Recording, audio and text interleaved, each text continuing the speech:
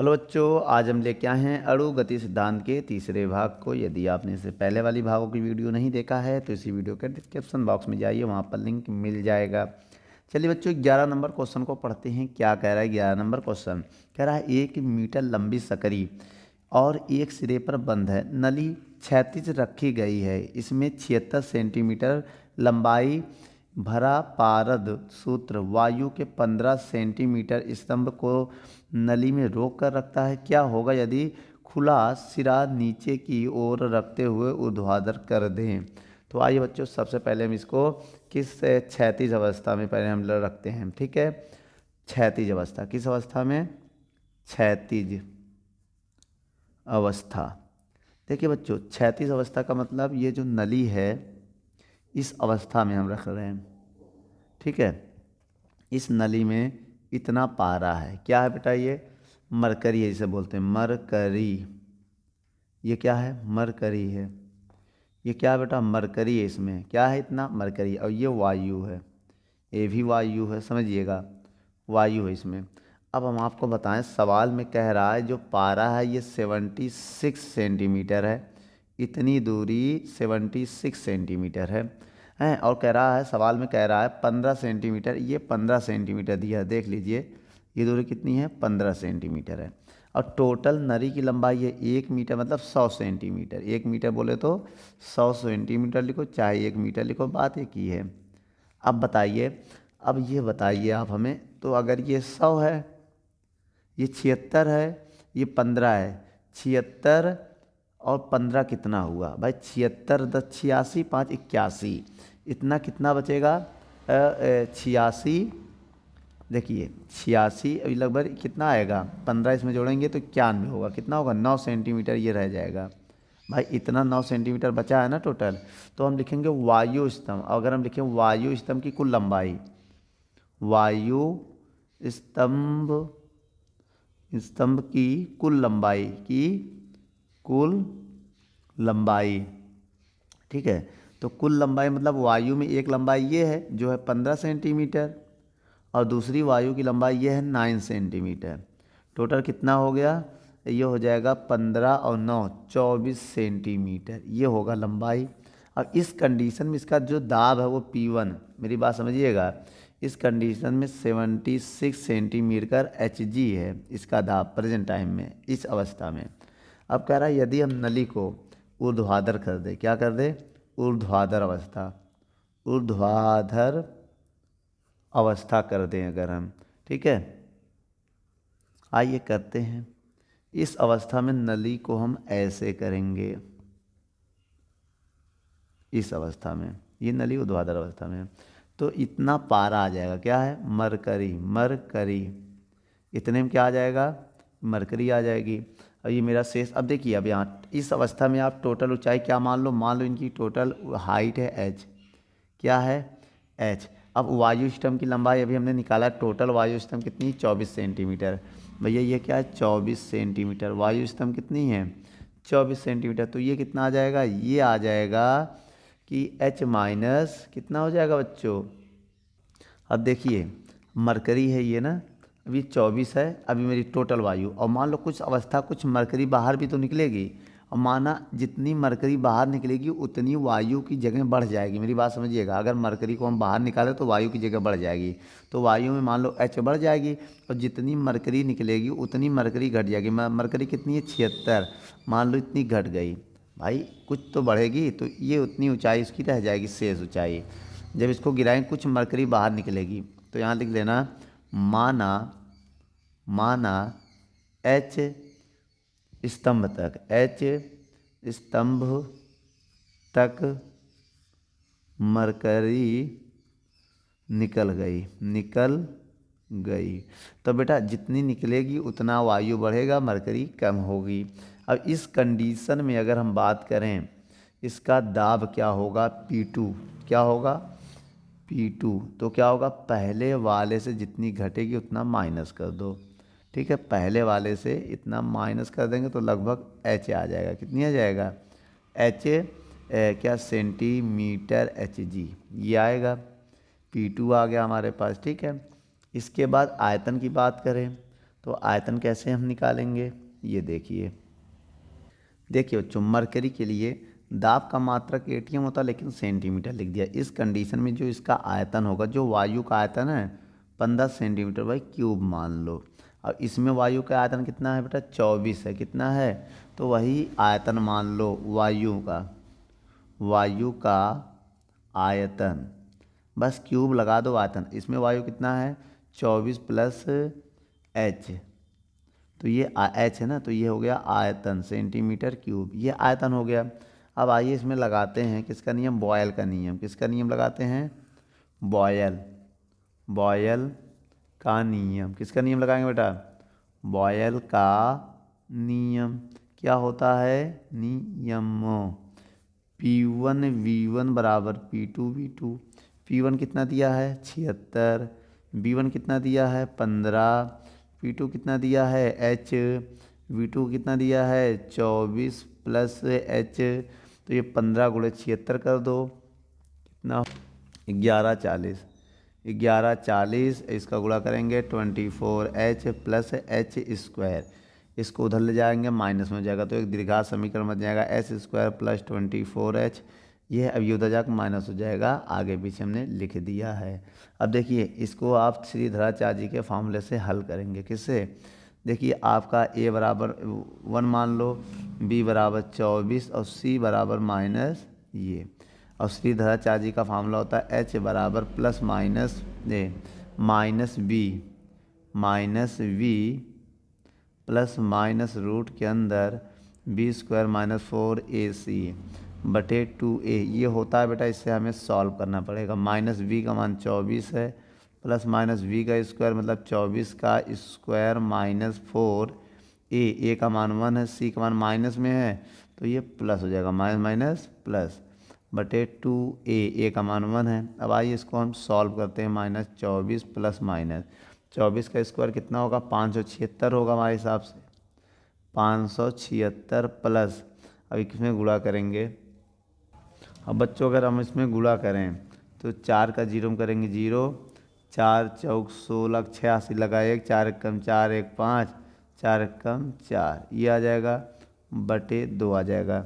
अगर हम जोड़ें -24 प्लस माइनस रूट के अंदर इन दोनों को जोड़ें तो लगभग आएगा यार, ऐसे समझो 51 36 आएगा। कितना जाएगा, 51 36 बटे 2। अब इसका वर्गमूल अगर हम निकालें, अब देखिए बच्चों इसका वर्गमूल अगर हम निकालें, आप यहाँ पर देख लीजिए, तो H बराबर हो जाएगा -24 प्लस माइनस, इसका वर्गमूल होगा लगभग 71 लगभग क्या होगा 66, क्या 71.66 बटे 2।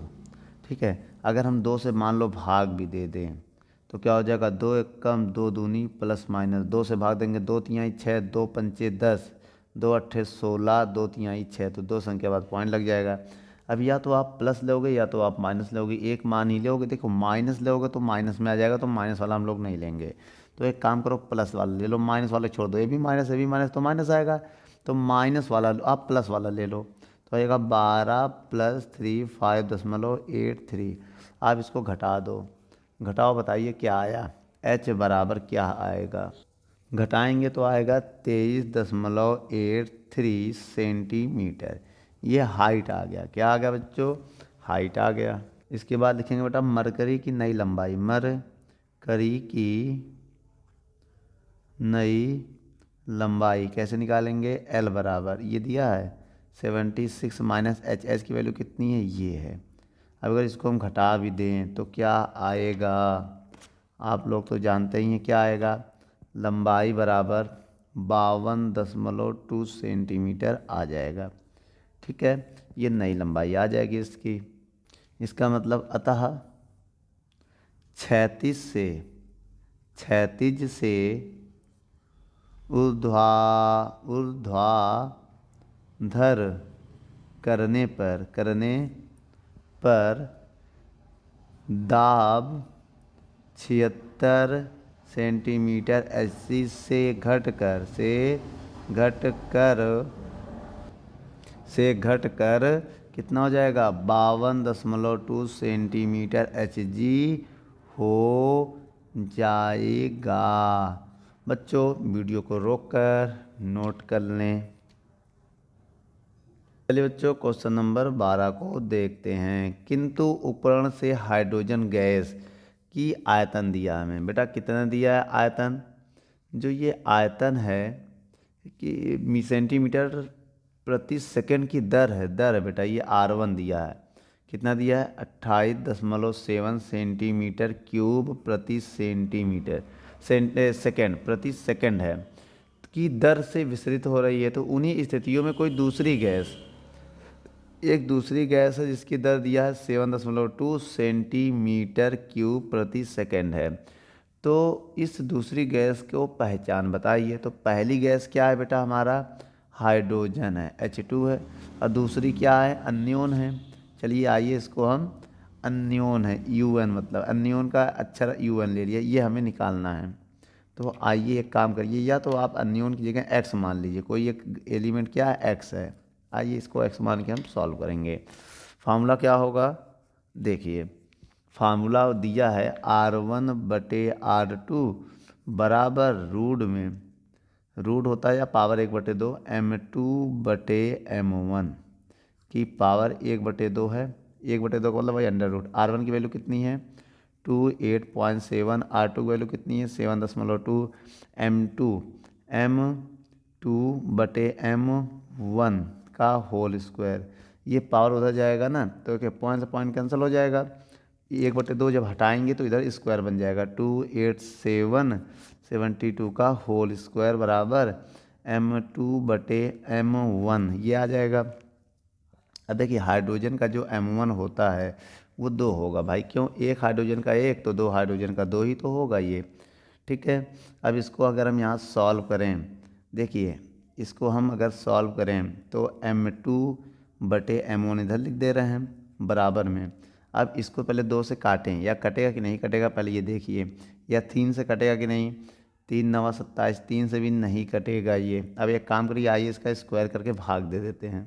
बच्चों जब इसका हम इसमें भाग देंगे तो आएगा 3.98 का होल स्क्वायर आएगा। तो आइए बच्चों इसका स्क्वायर कर लेते हैं, या इसको अप्रॉक्सी 4 मान लेते हैं लगभग। ठीक है, इसको लगभग हम 4 मान ले रहे हैं। ठीक है, M2/M1 की वैल्यू कितनी है? 2। इसको लगभग मान ले रहे हैं 4 का स्क्वायर। अप्रॉक्सी लगभग नहीं 4 लिख सकते, 3.98 लगभग 4 मान लिया है। तो M2 बराबर 2 और 4 का स्क्वायर 16, ये उधर जाएगा। तो M2 बराबर 2 × 16, तो M2 बराबर आ जाएगा 32। तो 32 भार किसका होता है बेटा? ऑक्सीजन। बेटा O2 गैस का अणु भार जो होता है, मॉलिक्यूलर वेट, अणु भार कितना होता है? 32। तो बेटा दूसरी गैस क्या होगी? दूसरी जो गैस है वो ऑक्सीजन होगी। दूसरी गैस क्या होगी? O2 होगी। बच्चों वीडियो को रोककर नोट कर लो।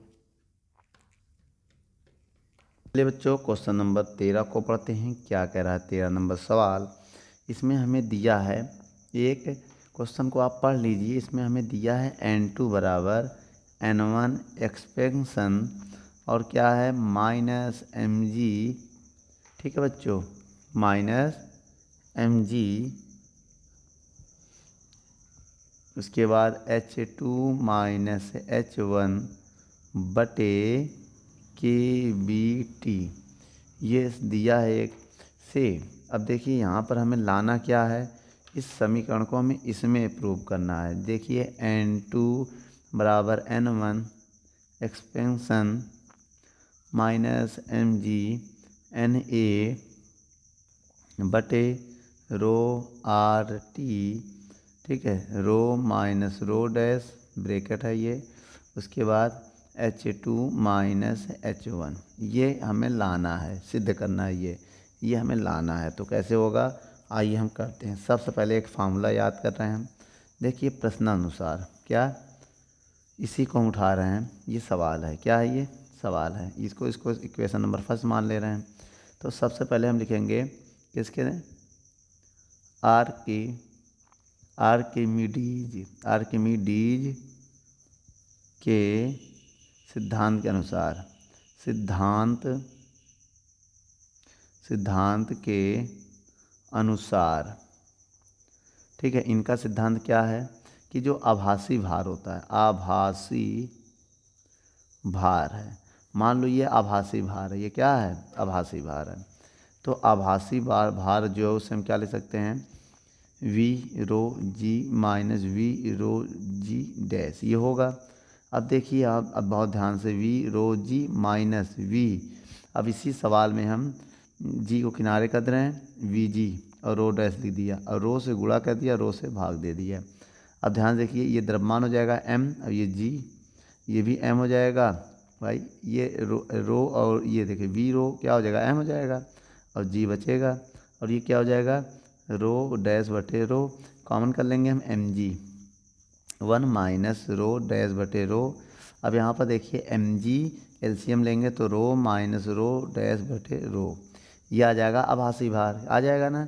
अब एक काम करिए आप यहाँ पर, ठीक है, और के बी का मान होता है, एक ये मान आभासी भार आ गया, अब एक होता है वैल्यू के बी का, के बी बराबर होता है आर बटे एन ए, ये दोनों मान आप इसमें रखिए, इस फॉर्मूले में, इक्वेशन नंबर फर्स्ट में। देखिए बेटा मुझे इक्वेशन फर्स्ट माना ना, कहाँ रखेंगे, इक्वेशन फर्स्ट में, समीकरण एक में, समीकरण एक में। चलिए N2 बराबर N1 एक्सपेक्शन माइनस एम, देखिए बेटा आभासी भार, इसकी जगह पर हम ये लिखेंगे पूरा, क्या, एम जी रो माइनस रो डैश बटे रो, उसके बाद क्या है, H2 माइनस H1 और बटे में, देखिए बटे में क्या है, के बी टी, के बी मान रख दो आर बटे एन ए और हो जाएगा इनटू में टी, ये रो भी बटे में आ जाएगा, एन ए कहाँ पर जाएगा, ऊपर, तो N2 बटे N1 e expansion minus M G, N A ऊपर पहुँच जाएगा, M G N A rho minus rho dash और H2 माइनस H1 बटे आर टी, यही तो आएगा बच्चों, और रो भी तो है बटे में, ये बटे वाला रो इधर आ जाएगा। तो बच्चों हमें इसी का निगमन करना था, वीडियो को रोककर नोट कर लें।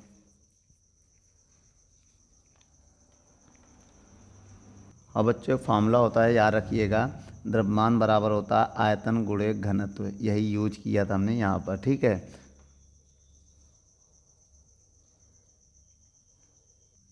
चलिए बच्चों क्वेश्चन नंबर 14 को हम लोग पढ़ रहे हैं, देखिए इसमें क्या क्या दिया है। नीचे कुछ ठोस के लिए घनत्व दिए हैं, चलिए बच्चों हम आपको बता दे रहे हैं, आपकी स्क्रीन पर है, वीडियो को रोक कर नोट कर लें। देखिए कार्बन के लिए कितना दिया, 12.01 2.22, और गोल्ड के लिए दिया 197 और घनत्व दिया है 19.32, और नाइट्रोजन के लिए दिया है 14.01 और 1 दिया है इसका घनत्व है। लिथियम का जो द्रव्यमान है वो 6.94 और घनत्व दिया है 0.53, और फ्लोरीन का जो द्रव्य है वो 19.00 है और घनत्व है 1.14 है।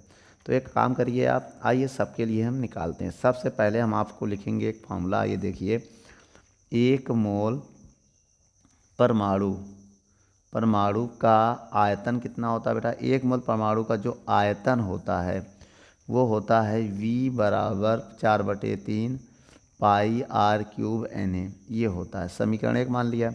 और ऐसे एक मोल पदार्थ का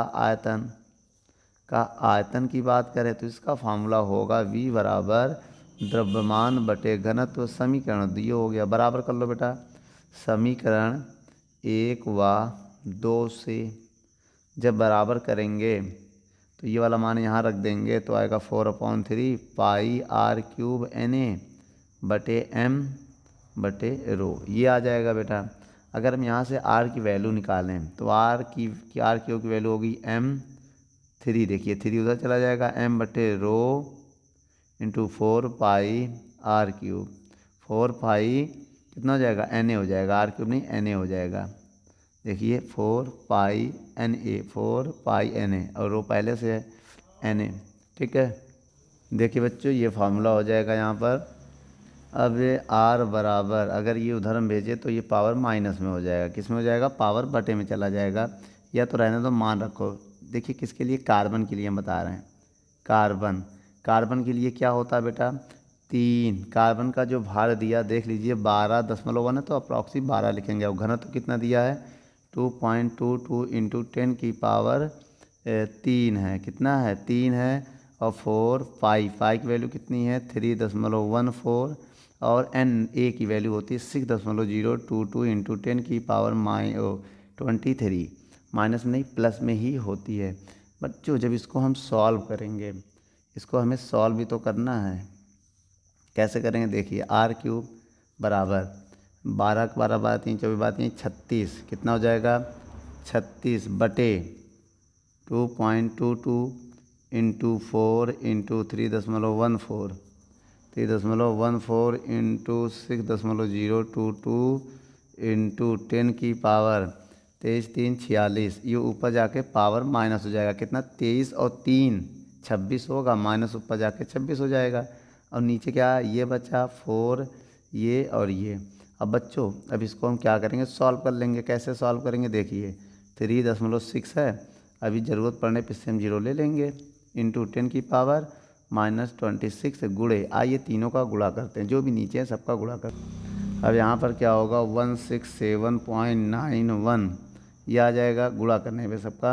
अब देखिए यहाँ से हम दो जीरो अगर हम उधार ले तो r³ इसको 24 बनाना चाहते हैं तो कैसे होगा, या 27 बनाना चाहते हैं तो एक जीरो यहाँ बढ़ा दे रहे, किसमें बढ़ा देंगे 360 इंटू 10 की पावर -27 बटे 167.91 r³ बराबर इसका आइए इसमें डिवाइड देते हैं तो कितना आ जाएगा डिवाइड देने में लगभग 2.14 इंटू 10 की पावर -27।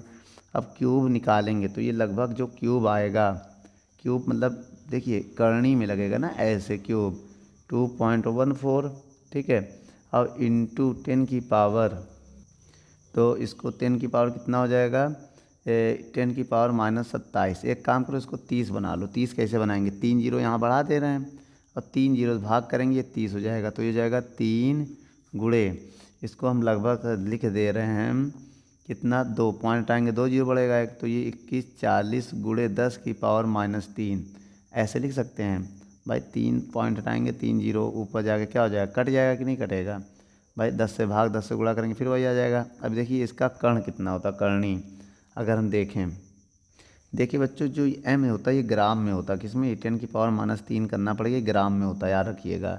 अब ये 3 ऊपर जाएगा, ये 10 की पावर -3 रहना पड़ेगा क्योंकि वो देखिए जो घनत्व दिया वो ग्राम में होता है, जो द्रव्यमान दिया वो ग्राम में दिया। देख लीजिए आपको दिया है ना यू परमाणु द्रव्यमान यू जो ग्राम में होता है, तो यू को किलोग्राम में बदलने के लिए 10 की पावर -3 से गुणा करेंगे तो वो किलोग्राम में बदलेगा।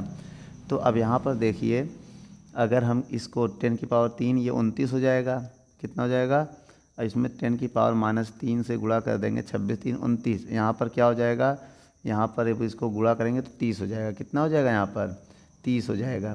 अब ये देखिए इनको जोड़ेंगे तो ये 30 रहेगा, याद रखिएगा 30 ठीक है। अब यहाँ पर पॉइंट रहने दीजिए, पॉइंट यहाँ पर है 0। अब इसका वर्गमूल अगर क्यूब निकालोगे तो 1.29 आएगा। अब ये हो जाएगा 10 की पावर माइनस आधा, मतलब 3 से डिवाइड हो जाएगा तिहाई हो जाएगा, 3 से भाग दोगे 10 आ जाएगा, रूट से करनी मतलब 3 के घनमूल से ये बाहर आ जाएगा। तो ये a0 की वैल्यू होती है 1.29 a0 आ जाएगा, ये मेरा फाइनल आंसर होगा।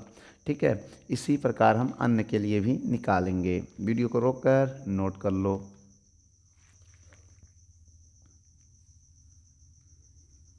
चलिए बेटा अब हम निकालते हैं गोल्ड के लिए। किसके लिए गोल्ड में जो m की वैल्यू है कितनी है 197 गुणे 10 की पावर -3 किलोग्राम में हो जाएगा। और हमें इसका घनत्व दिया है, कितना दिया है रो दिया है 19.32 इंटू 10 की पावर 3 किलोग्राम प्रति मीटर क्यूब दिया है।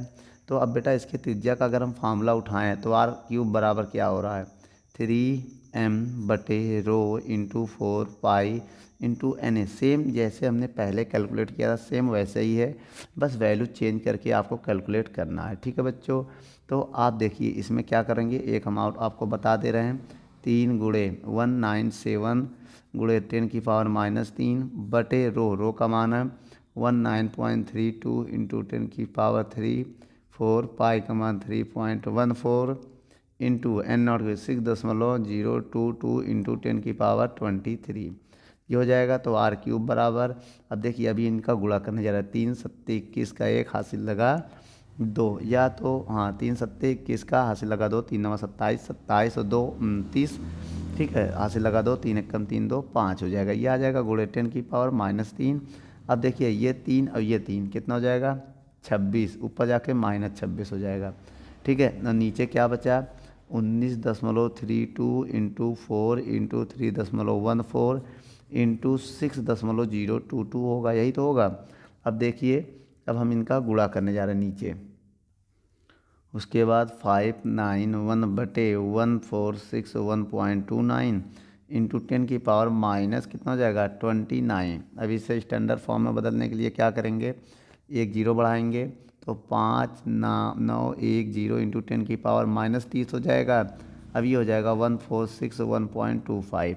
अब देखिए यहाँ पर हम भाग देने जा रहे हैं, देखिए कैसे r³ बराबर, जब हम भाग देंगे इसमें, जब हम बच्चों इसमें इसका भाग देंगे तो आएगा 4.045 इंटू 10 की पावर -30। अब इसको क्यूब हटाओगे तो करनी में आएगा क्या 4.045 इंटू 10 की पावर -3। अब देखिए इसका करनी अगर निकालें हम, किसका, किसके लिए बता रहे बेटा, इसका करनी अगर हम निकालें तो 4 है ना ये, तो इसका लगभग आएगा 1.59 इंटू 10 की पावर ये 10 हो जाएगा।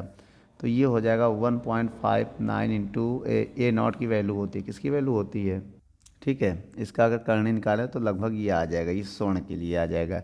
ठीक है बच्चों, ऐसे ही आप लोग किसके किसके लिए करेंगे, देखिए ऐसे ही अगर आप किसके लिए करेंगे, कार्बन के लिए, नाइट्रोजन के लिए, देखिए अगर आप नाइट्रोजन के लिए करेंगे, नाइट्रोजन, तो उसका जो आ जाएगा आंसर नाइट्रोजन के लिए आ जाएगा सिमिलरली, तो 1.77 A0 आएगा।